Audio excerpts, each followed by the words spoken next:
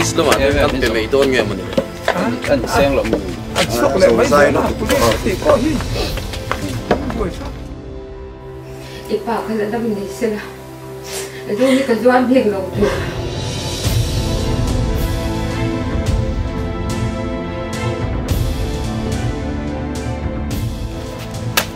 bớt khai ôi doan thằng em yên tâm tọa sụ sao đến đây vẫn thuộc thuê đón dẫn đang ăn gì rồi sẽ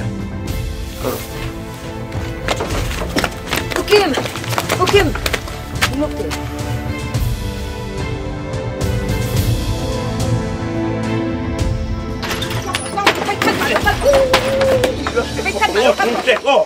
Zuzuan phần về mấy hàng em mắc để tổ chức cái này. Email chân là giống giống gì mình tùy bên này liệt khổ sao đâu.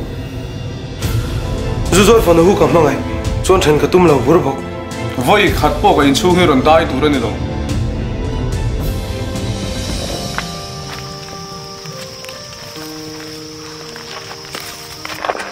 Mình thảo rồi. Thằng ấy tổ lâu tổ chức thu cái tiền chứ cả, áp vật chất mà sắp tới trong đó nữa mà. Đi cho đi biếng đó. Cái chú anh, im ngồi à? Phải đón nhỉ?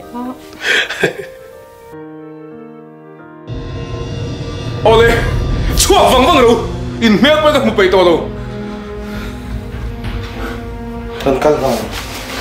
Ôi, anh Sú.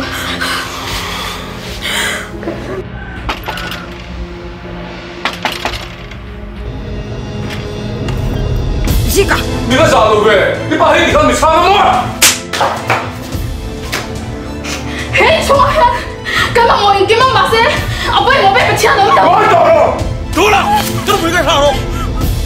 Nắng spray lúc bốc, spray sẽ kéo rồi căng ngắm mà, giờ rồi lăng ngắm rồi. 네 빨리 네 좀 가봐요. Kim em mang ai? Cảm ơn chị.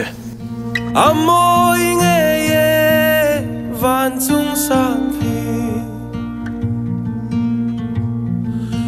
nang par môi vul nan lâu ni đam te